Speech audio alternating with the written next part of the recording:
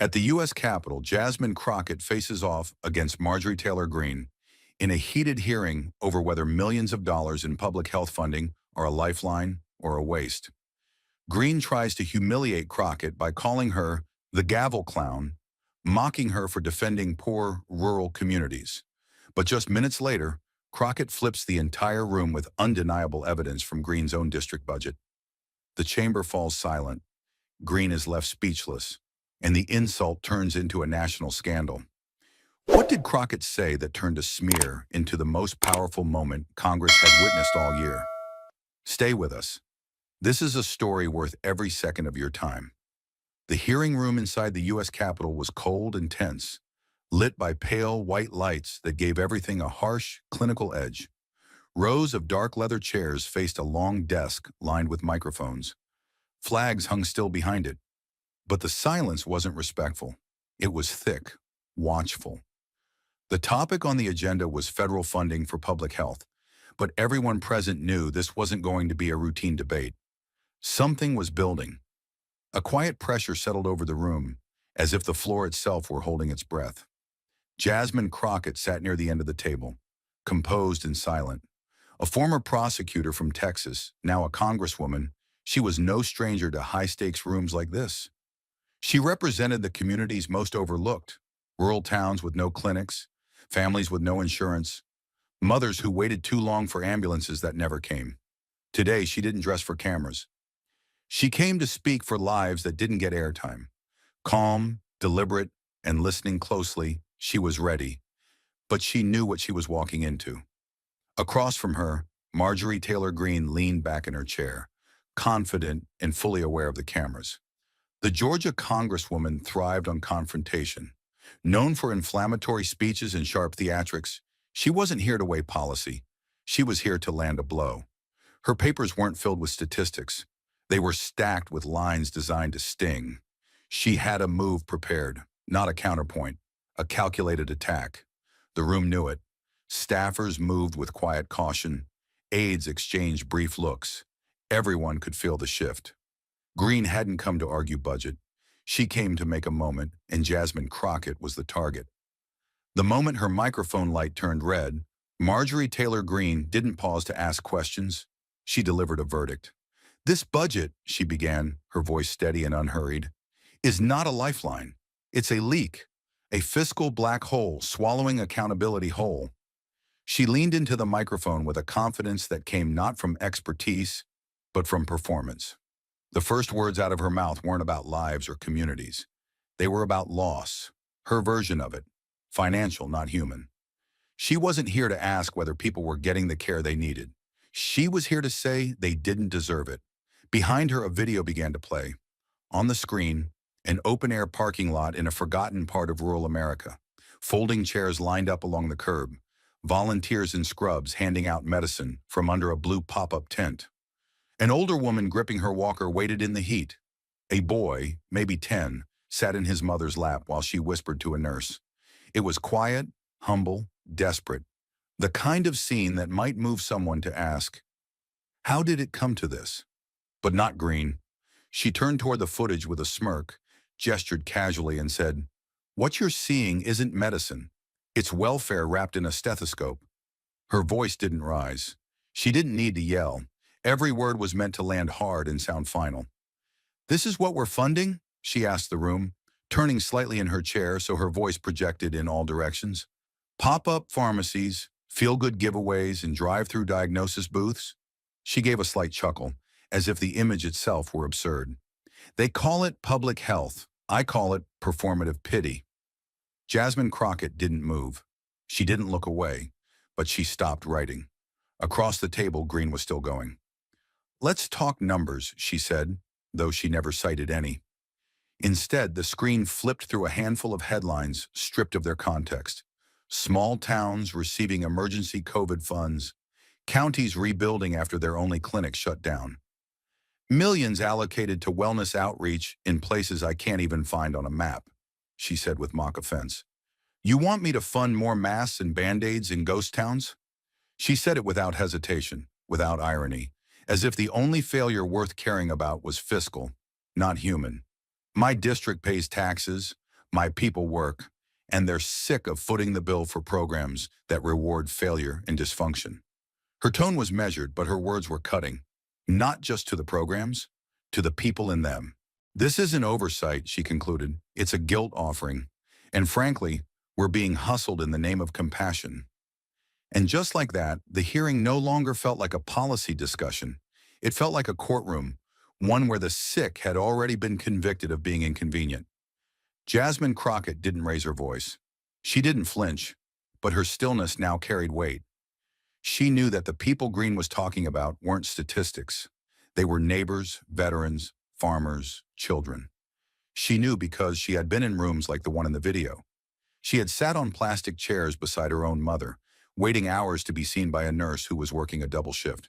She knew the ache of being ignored, not by accident, but by design. And now she was watching it happen again, this time on national television. But just as the silence in the room threatened to settle, Greene twisted the knife, not into policy, but straight into the person sitting across from her. Then, with a calculated pause and a smirk that didn't reach her eyes, Marjorie Taylor Greene turned her gaze directly toward Jasmine Crockett. The room felt it before she said a word, an anticipatory hush, as if everyone knew the next line wasn't for the budget record, but for headlines. Greene didn't blink. She didn't look away. Her tone shifted, less formal, more mocking, like a schoolyard taunt dressed up in congressional diction. I just hope, she said slowly, almost sweetly, that today the gavel clown won't take the stage for another one of her community pain performances. The words hit with a deliberate cruelty, stripped of pretense. It wasn't a jab at policy.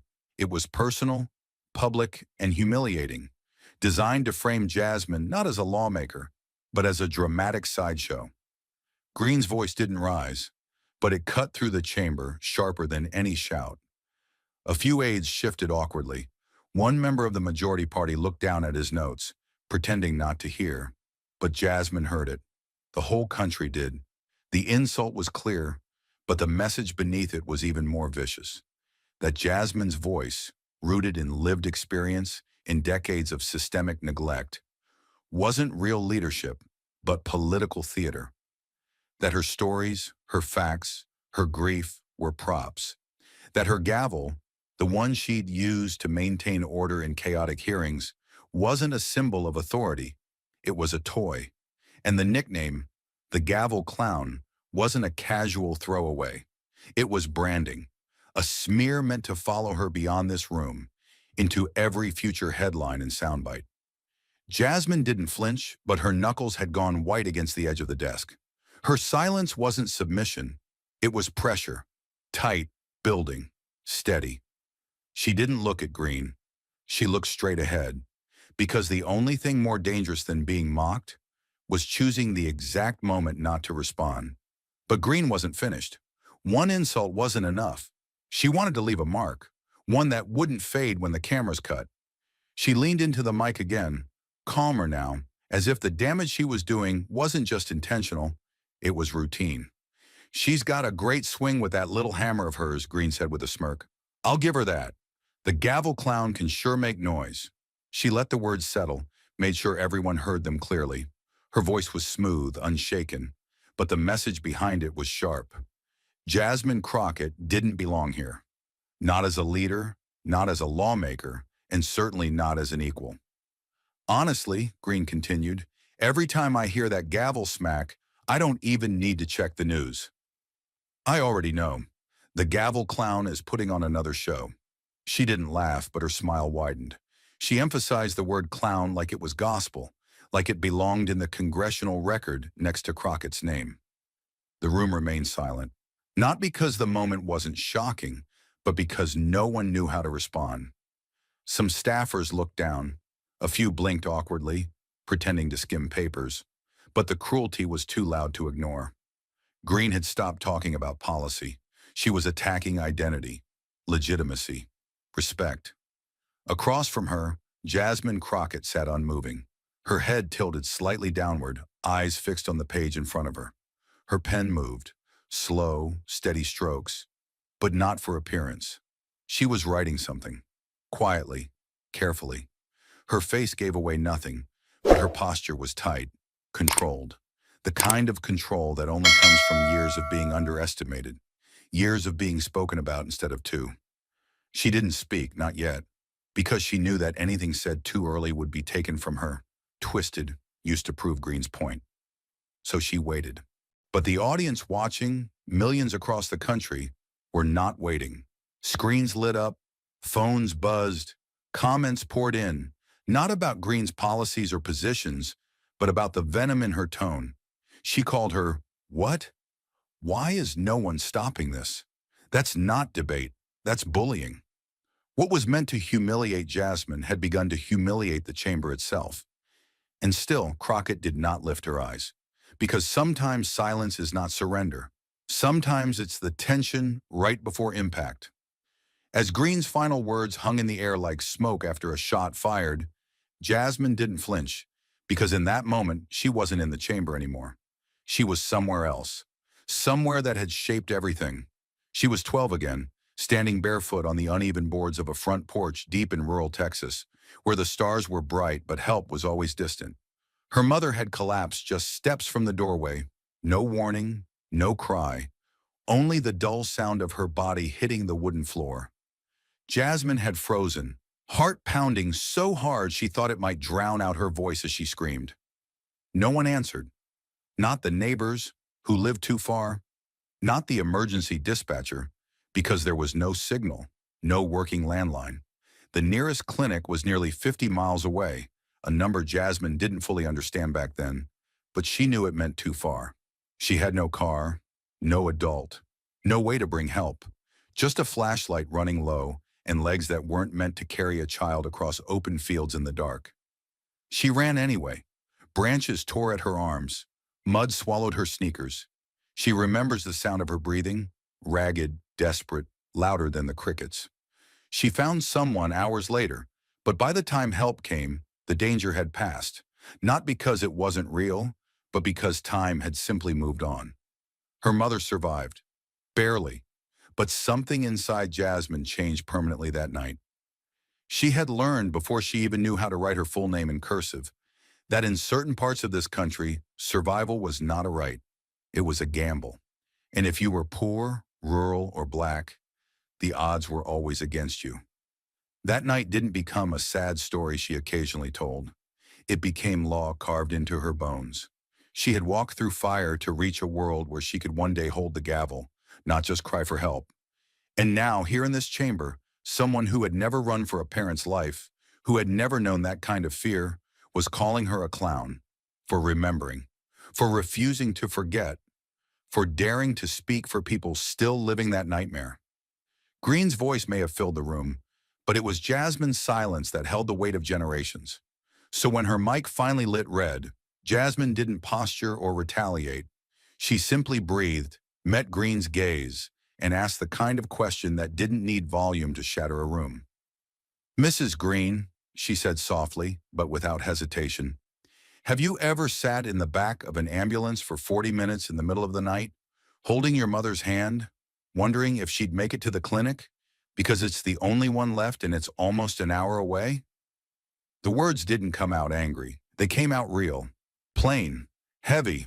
Her tone didn't waver, but the stillness in the room changed instantly. Eyes shifted. Staffers froze mid-note. The kind of silence that follows an unexpected truth settled like dust. "Have you ever looked into your mother's eyes," she continued, "and realized she was slipping? And there was no ER, no doctor, not even a nurse within reach?" She didn't need a slideshow. She didn't need a headline. This was the headline. "That's not drama, Congresswoman. That's Tuesday night for families in towns you wouldn't bother to drive through." Jasmine kept her voice level, but her words cut clean and deep. "You talk about budgets like they're numbers. I talk about them like they're people. Because they are." Her hands stayed still. She didn't raise them, didn't point. "When you say public health funding is a waste, what you're really saying is, some lives just don't matter enough to save." She looked around the room, not for applause, but to be certain everyone heard her.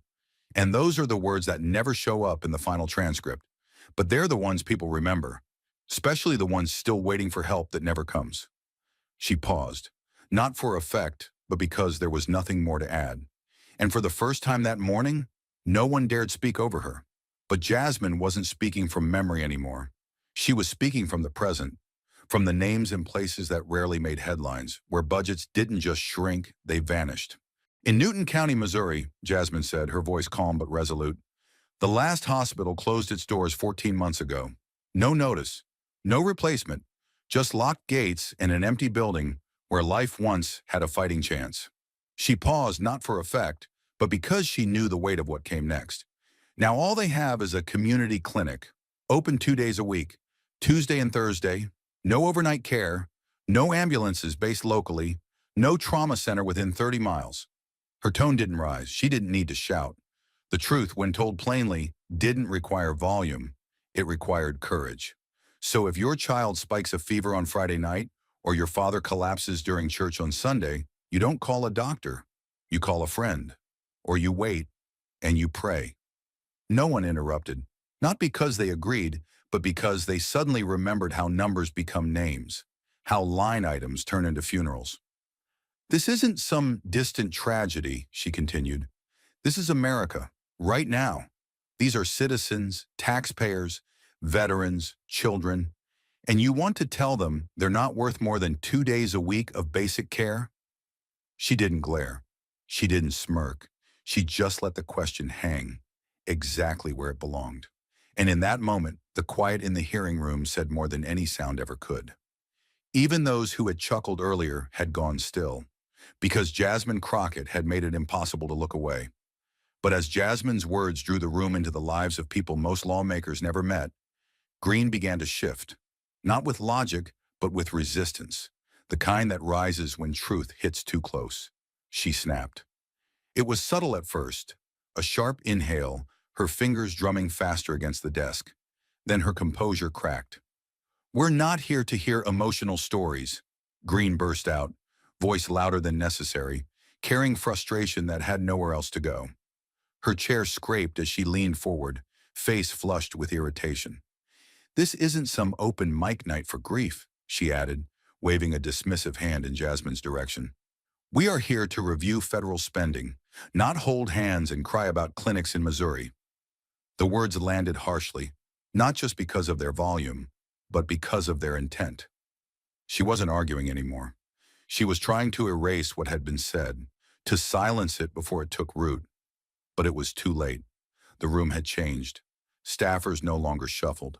Members no longer glanced at their phones. Everyone was watching because everyone understood what had just happened. Jasmine hadn't broken decorum. She had broken through. And Greene's outburst wasn't strength. It was fear disguised as defiance. Fear that facts with a human face couldn't be ignored. That budget lines, when read aloud as lived experiences, became impossible to justify cutting. And Jasmine? She didn't blink. She didn't look at Greene. She simply waited, like someone who knew the storm had already passed her and was now circling the one who started it.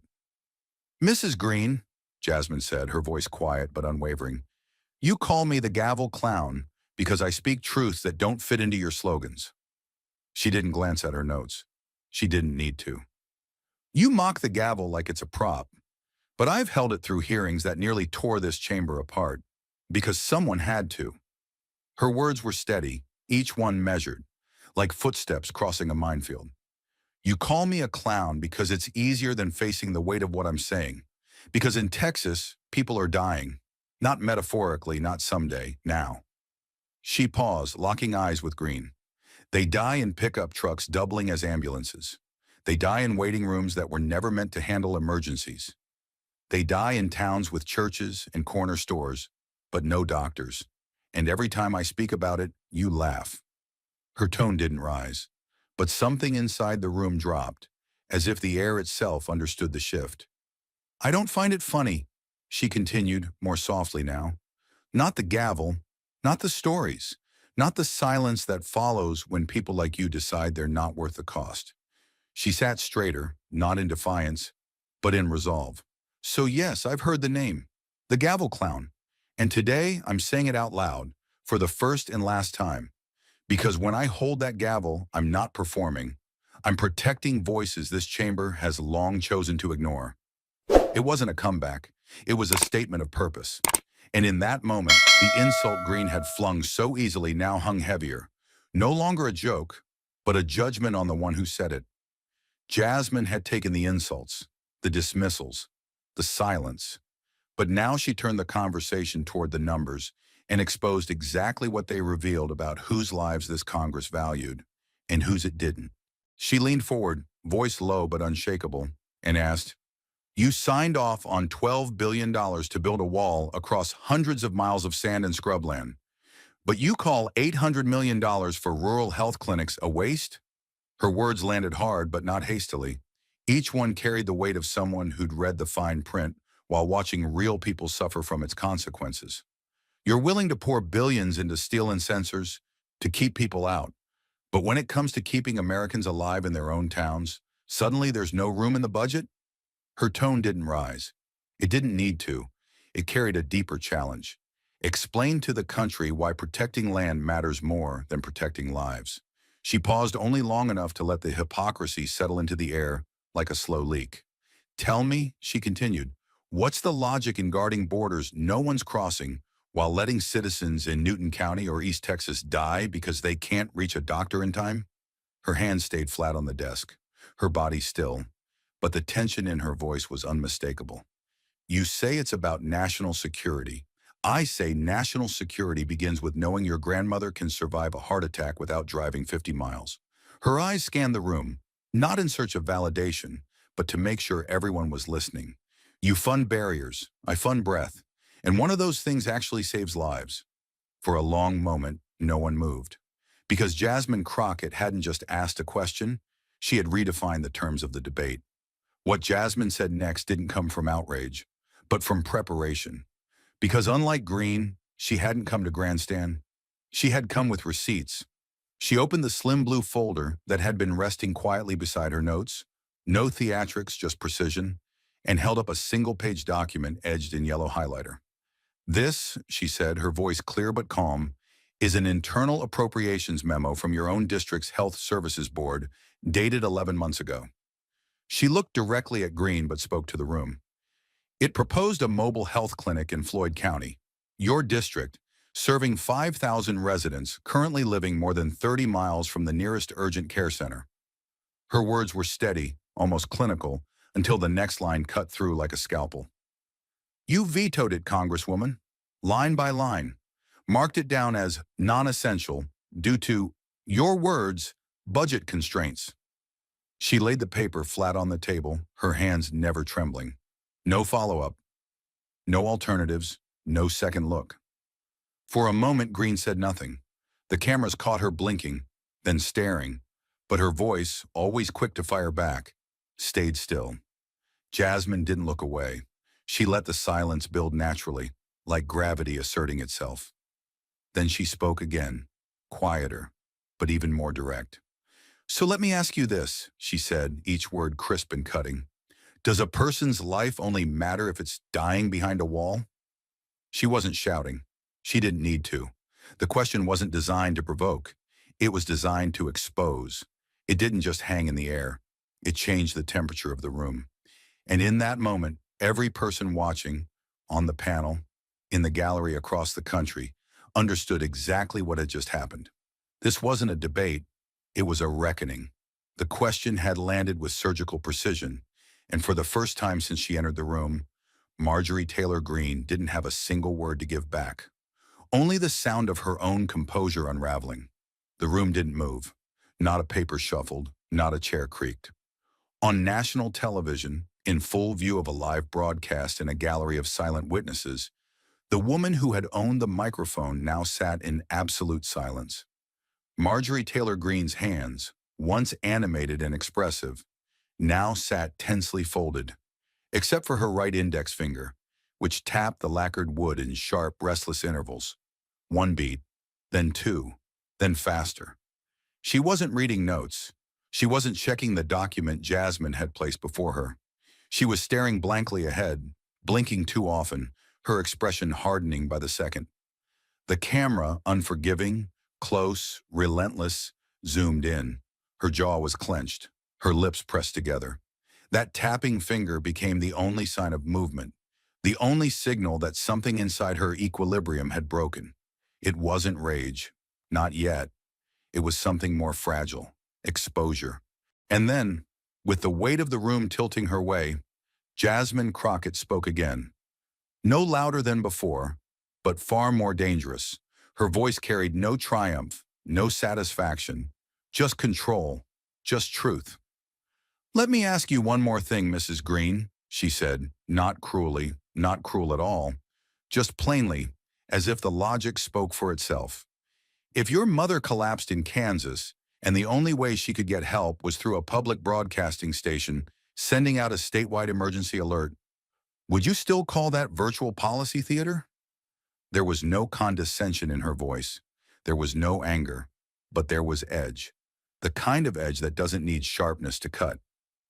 "Would you dismiss it," she continued, "because it didn't come wrapped in razor wire or start with a Homeland Security badge?"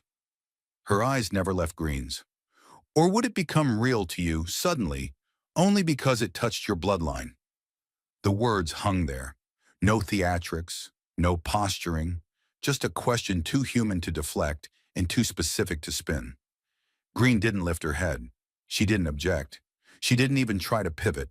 Instead, she looked down, slowly, deliberately, as if somehow the floor could provide an escape the moment couldn't.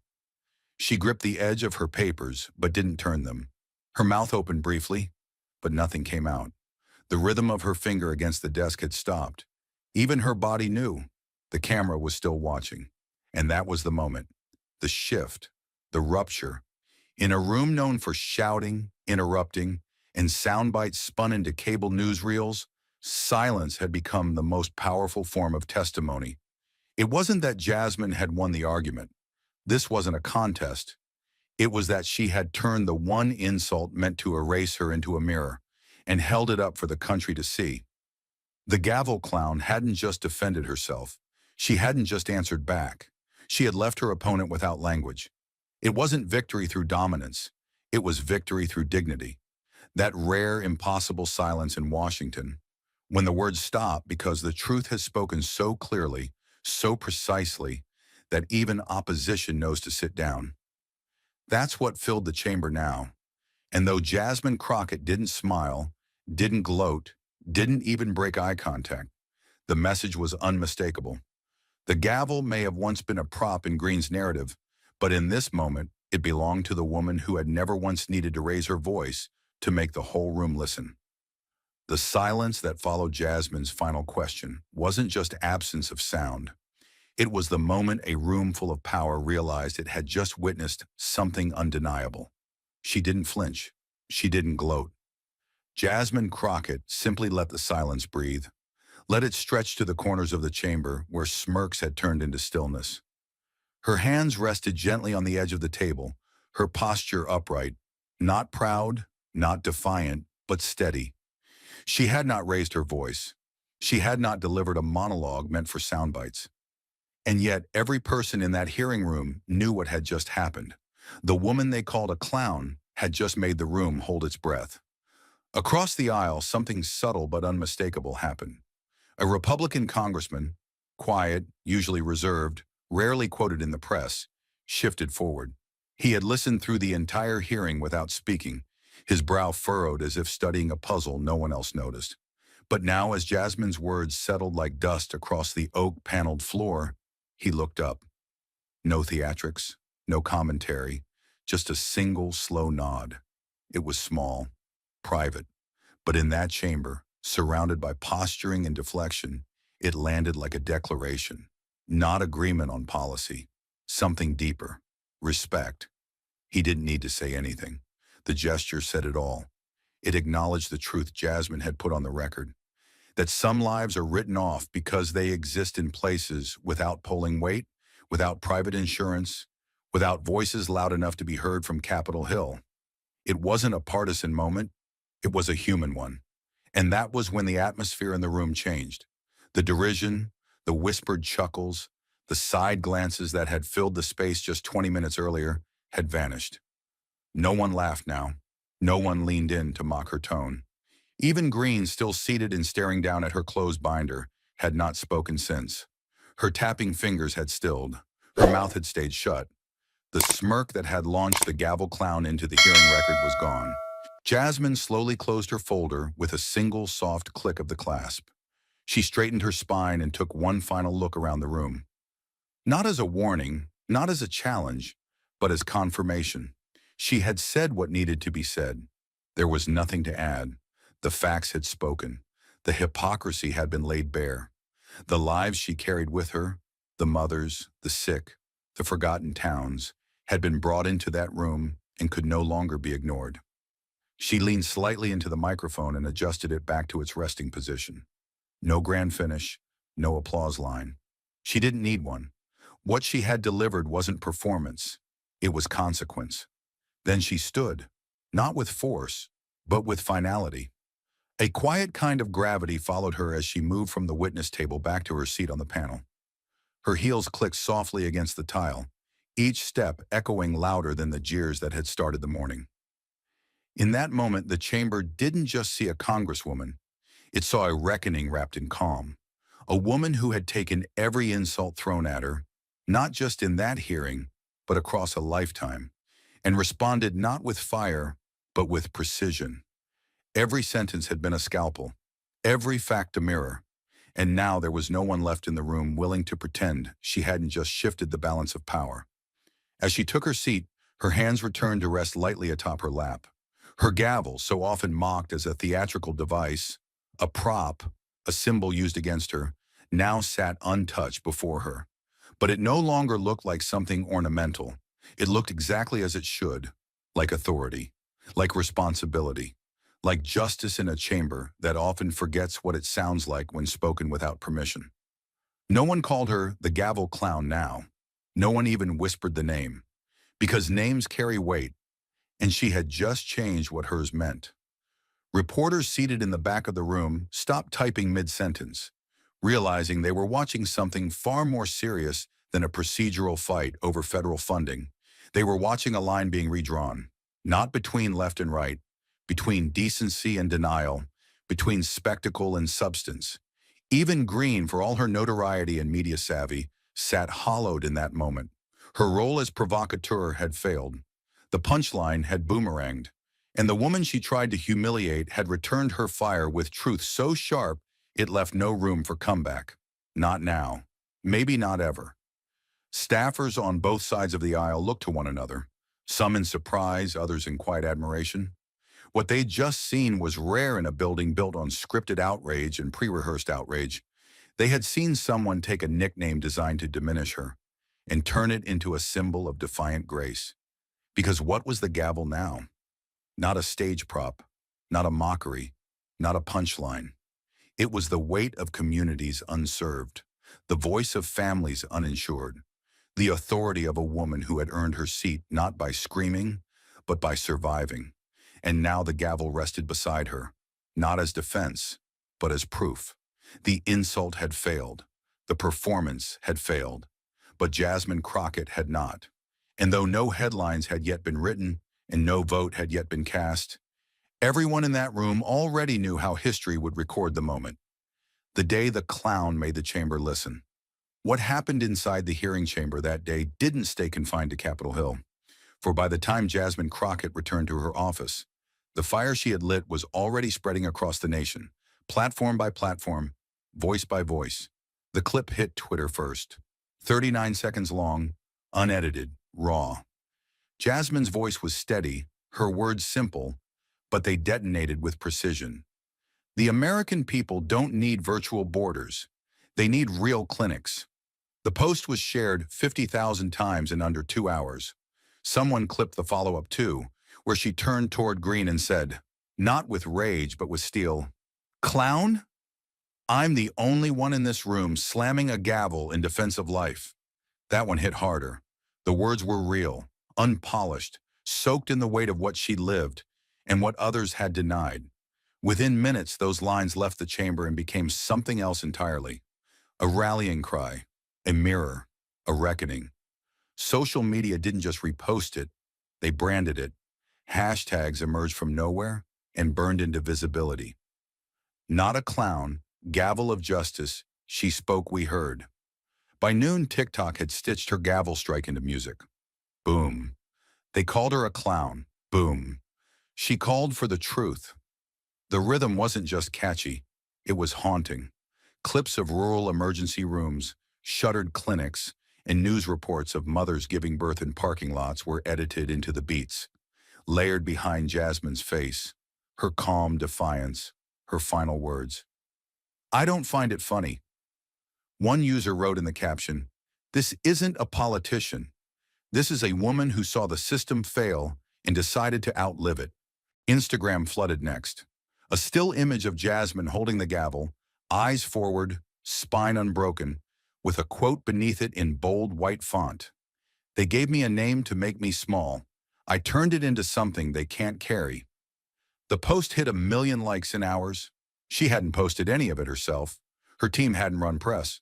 They didn't need to. America did it for her. From nursing students in Arizona to emergency room techs in Appalachia, people who had lived through the collapse of care systems recognized something in her voice. They recognized themselves. They didn't hear a political takedown. They heard someone finally call out what they'd been screaming into the void, in that survival in this country too often depends on your zip code, your race, and whether Congress can see your county from their office window. Then came the testimonials. A Vietnam vet from rural Montana posted a selfie video holding a cardboard sign. "I haven't had a checkup since 2013. I'm not a number. I'm not a burden. I'm what she was talking about." A mother of 3 in South Texas uploaded a TikTok with tears in her eyes. "We buried my father last year because the clinic was closed. I never thought anyone in Congress would say what she said. She said it." A high school senior from Georgia tweeted, "My uncle died in a car while we waited for help that didn't come. I've been waiting for someone to tell the truth. Jasmine Crockett did." They flooded the platforms, not just with sadness, but with solidarity. And the numbers followed. News outlets scrambled to catch up. Headlines broke across cable and digital within hours.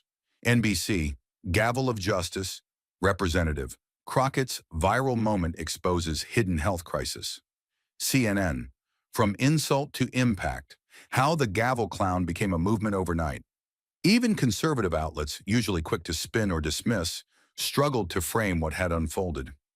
Fox Nation ran a segment titled "Jasmine Crockett, Bold or Belligerent?" But in the comment section, viewers were already choosing sides, and not the ones producers expected. And through it all, Jasmine remained silent. She didn't tweet. She didn't issue a statement. She didn't capitalize on the moment, because it had never been about moments. It had been about people. Her silence wasn't absence. It was presence. The kind that says, "You saw what you needed to see. Now what will you do about it?" But others spoke for her. Graphic designers created posters overnight. A gavel made of light slamming down through layers of concrete marked bureaucracy, neglect, disdain. Underneath, they called her a clown. She reminded them what justice sounds like. Marches in rural counties adopted her quote on banners. Protesters outside shuttered urgent care centers chanted it through megaphones. "No more virtual borders. We want real clinics." Journalists dug deeper.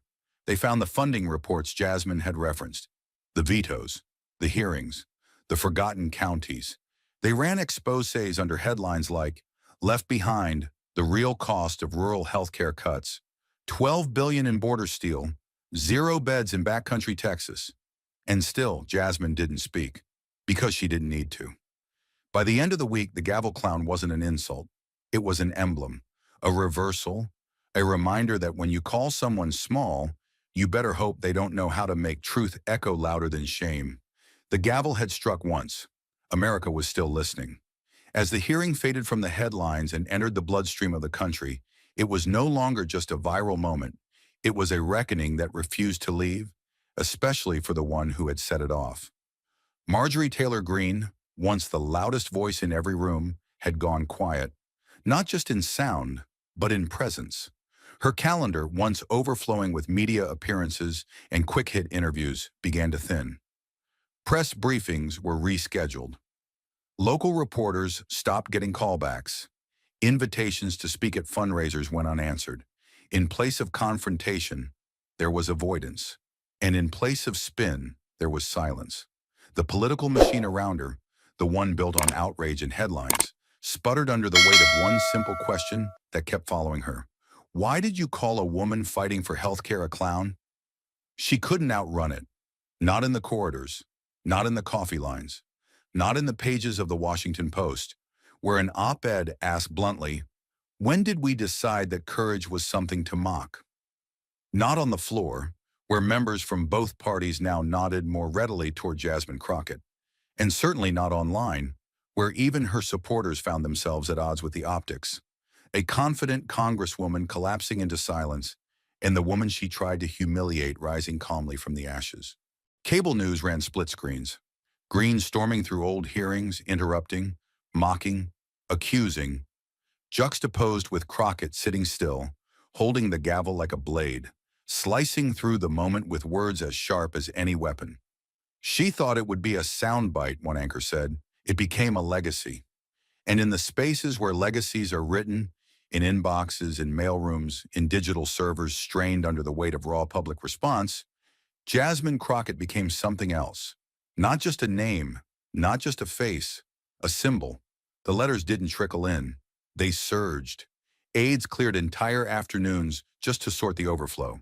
Some were hand-delivered by interns from neighboring offices. Others came folded inside envelopes with floral borders or receipts used as makeshift stationery. Rural postmarks appeared next to names from cities Jasmine had never visited.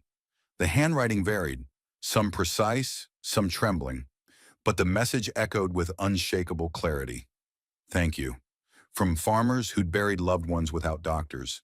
From teachers who'd driven students 2 towns over for emergency dental care. From elderly couples living off oxygen tanks they could no longer afford. From nurses who'd given their careers to systems that gave them nothing back. And from one woman who simply wrote, "You didn't just speak for us. You stood there while someone tried to shrink you, and you didn't move." Each letter, each line, added weight to Jasmine's desk, but also to her shoulders. This wasn't applause. It was need. The country wasn't cheering her. It was begging her. Don't stop. In one padded envelope came a crayon drawing from a child in Mississippi, a figure drawn behind a desk holding a gavel. The words written in block letters above, "She's not a clown, she's a protector." A letter from a black doctor in Georgia read, "I've spent 20 years being the only one in the room who sees what's missing and gets called angry for naming it. I've never seen anyone do what you just did in front of a national audience and walk out stronger than they walked in. You didn't raise your voice. You raised all of ours." From a community organizer in rural Ohio, "Our county clinic closes next month." No one cared until you picked up that gavel and made it impossible to look away. The flood wasn't political, it was personal, and that's why it couldn't be spun.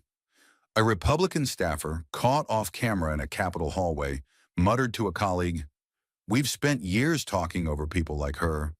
She didn't talk back. She made us listen. That's why it hurts. And still, Jasmine said nothing. No interviews, no press tours.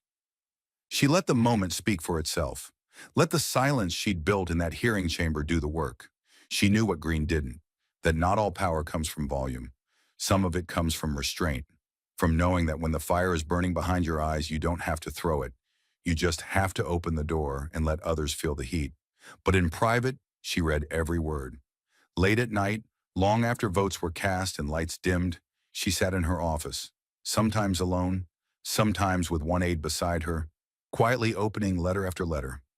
One in particular she folded and unfolded more than once, creased at the corners, the ink smudged slightly from a trembling hand. From a retired paramedic in Kansas. It read, "I've watched people die in back seats in living rooms, and no one ever saw them. You saw them, and you said their names without needing to say their names. That's not politics, that's justice, that's mercy, that's the thing we've been waiting for. Thank you for not letting the insult stick, and thank you for showing the rest of us how to carry truth without screaming it." She kept that one in her bag, and still the press chased Greene. "Why didn't you apologize? Do you regret calling her a clown? Do you think a wall is worth more than a clinic?" She refused to answer, because to answer was to admit it had landed. And in the void left by her silence, Jasmine Crockett's voice carried further. And so the weight shifted. The next time Jasmine walked into a hearing room, the air felt different. Not louder, just stiller, more alert. Staffers nodded. Members sat up straighter. Cameras moved earlier. She didn't need to say a word, and yet every eye was on her. She took her seat, unfolded her notes, and gently placed the gavel beside them. Not like a shield, not like a sword, but like something older and heavier. The truth that had waited too long to be heard. Because the truth was this: they called her the gavel clown. But when the room went quiet, it was her hand everyone listened for. And when the hammer fell again, it didn't sound like laughter. It sounded like justice. And while Washington moved on to the next controversy, and social media searched for the next fire to feed, somewhere far from the cameras, beyond the reach of spin and headlines, something much quieter, much deeper was settling in. On the edge of a quiet plain in western Nebraska, where the wind moved more freely than people, and the sky stretched wider than most politicians' concern, a man named Walter Branson sat alone in his kitchen, listening to the radio. He was 83, his hearing had faded slightly, but his memory had not. He could still recite names of neighbors who died waiting for care, could still recall the night his wife collapsed on their back porch in 1996, and the ambulance took 52 minutes to arrive. He'd watched her die holding her hand. They were just one county too far from help. That was 29 years ago. No one came to ask about it. No one mentioned her name in a hearing. No one ever had. But now, through the grainy signal of his battered radio, he was hearing something that stopped him mid-step. He had meant only to refill his coffee. Instead, he stood frozen at the edge of the table, one hand on the chair, the other still clutching the mug, steam curling in the air. It was her voice, the voice from the hearing. The rebroadcast had just begun, and the house fell still. Walter sat down slowly, creaking as the chair took his weight. The mug was placed on the table, untouched. The only sound was the soft murmur of the radio and the wind gently brushing against the window panes. The hearing played out in full, unedited. Jasmine Crockett's words were not chopped into headlines. They came as they were spoken, deliberate, steady, unflinching. He heard Greene's voice first, sharp, condescending, tossing out the words, "the gavel clown," like they meant nothing. He winced. Not because he was surprised, but because he'd heard that tone before. In town halls where farmers were told they'd need to drive just another hour for care. In calls with bureaucrats who apologized for budget cuts but not for funerals. In news segments where suits talked over the pain of people who never made it on screen. But then he heard Jasmine respond, and he didn't move. "Clown? I'm the only one in this room slamming a gavel in defense of life." The radio signal wavered for a second, but the words cut through. Then came the line. "The American people don't need virtual borders. They need real clinics." Walter slowly leaned back in his chair. He didn't say a word. He didn't need to. Because in that moment, something clicked, not just in his head, but in his chest. It wasn't just that she was right. It was that she had said it in a place that wasn't made for people like him. She had walked into a room built to mock, and she had made it listen. He remembered standing at his wife's funeral and thinking, no one in Washington knows we even exist. Now, someone did. And so, in the soft hush of his home, he finally whispered, "They called her the gavel clown. But I saw something else. That was a real gavel, from a real heart." He paused, looked out the window at the fields they used to walk together, then leaned forward and turned the volume up. Not for himself, but because something inside him wanted the world to hear it louder. There are names built to belittle, labels shaped to humiliate, words chosen not because they're true, but because they're easy. Sometimes those names stick. Sometimes they follow you. Sometimes they define the way the world sees you. But every now and then, someone picks up that name and turns it into a weapon. They called her a clown because she didn't shout like they did, because she didn't entertain the way they wanted, because she spoke about rural hospitals, empty parking lots, and mothers dying in silence. They called her a clown because the truth sounded too raw, too heavy, too close. But then she raised her gavel once, and she didn't perform. She didn't plead. She struck it, not in anger, but in defense of life. And the room fell silent, and the nation listened.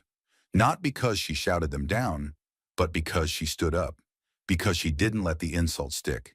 She didn't throw it back. She absorbed it, then turned it into something they couldn't carry. She was called the gavel clown, and then she struck once, and the echo still hasn't stopped. But long after the headlines moved on and the hearing room emptied, what remained was not the insult nor the sound of the gavel. It was the lesson, heavy and human, that settled into the heart of a nation trying to remember what justice sounds like.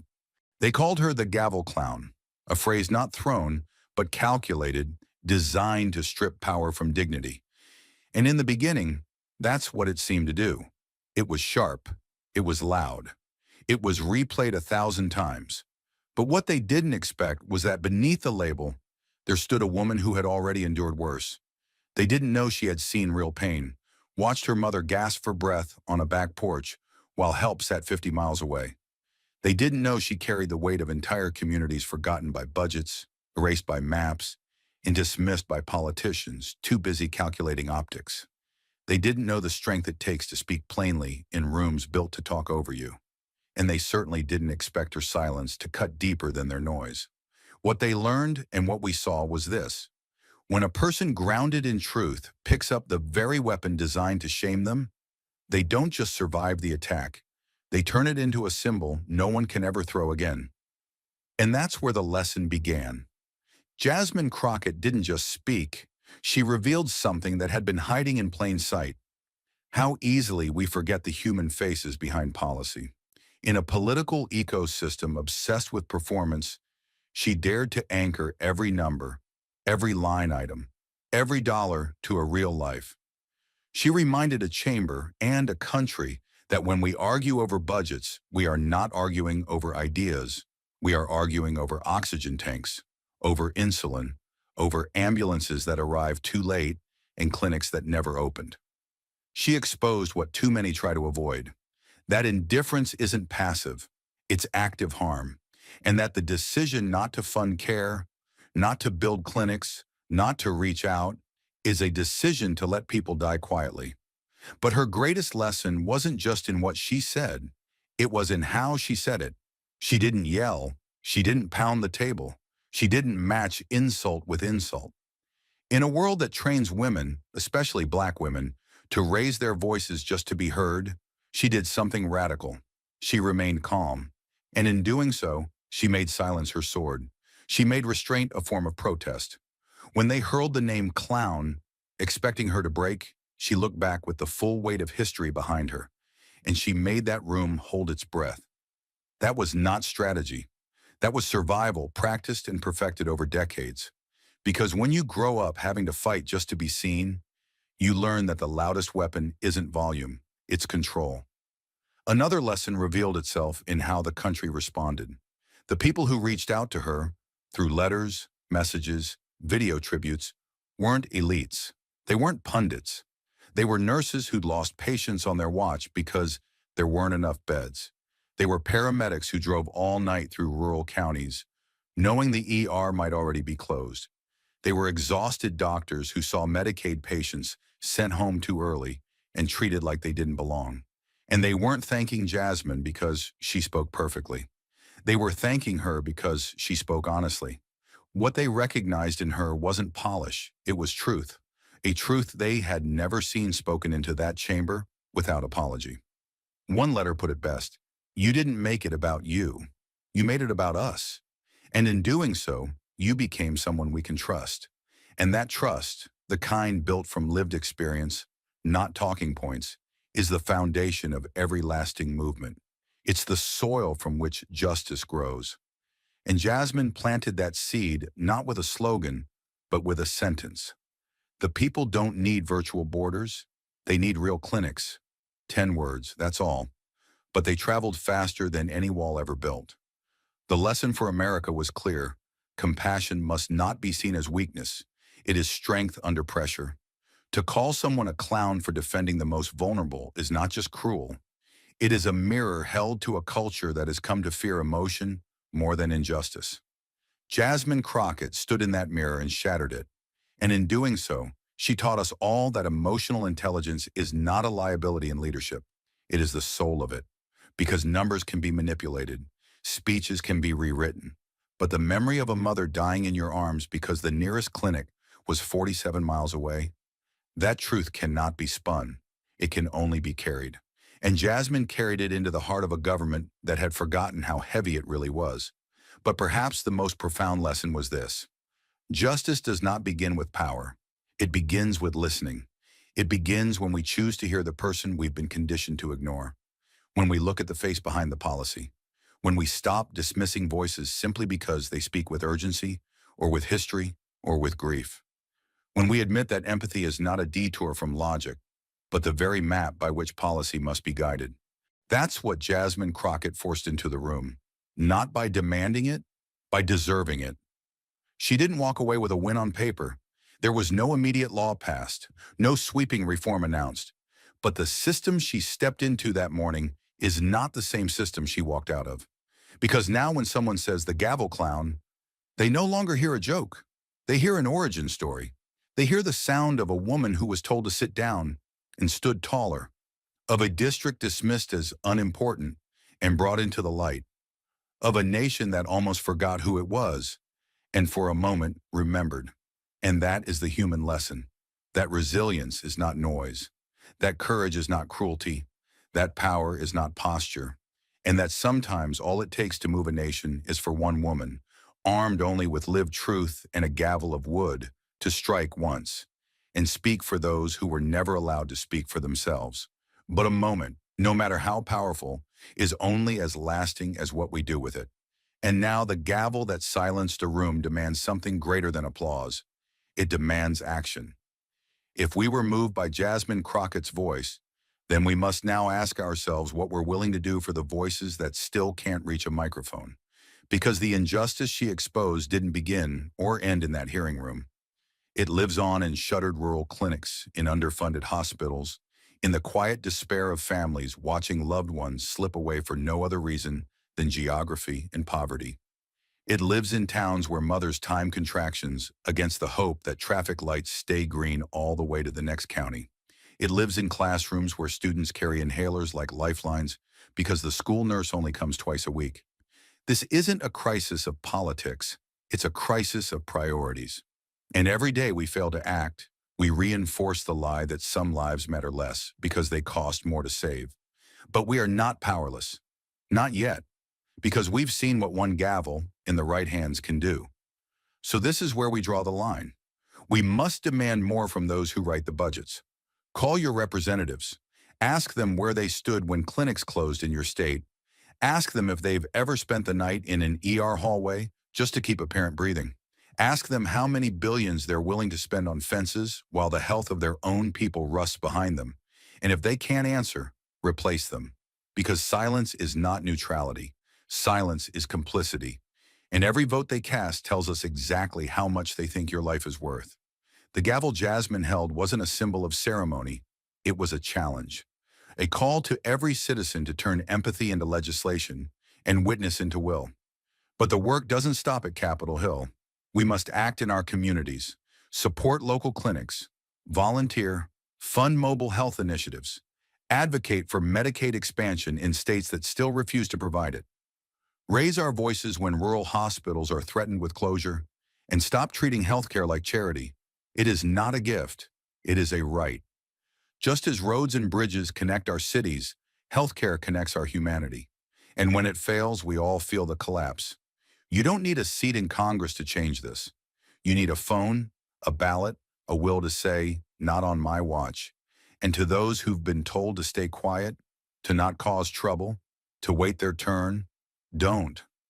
Be the one who raises your hand in a room that expects you to stay silent. Be the one who brings the truth, even if your voice shakes. Because the world won't change because we ask nicely. It will change because someone, somewhere, refused to be mocked into silence. Jasmine Crockett was called a clown for defending life, and she responded with facts, with clarity, and with the kind of courage that costs something. You can too. You don't need permission to speak. You only need the strength to believe that your pain is worth being heard. So let this be our strike of the gavel, not to end the moment, but to begin a movement. Because this isn't about one hearing. It's about the thousands of stories that never make it to the chamber floor.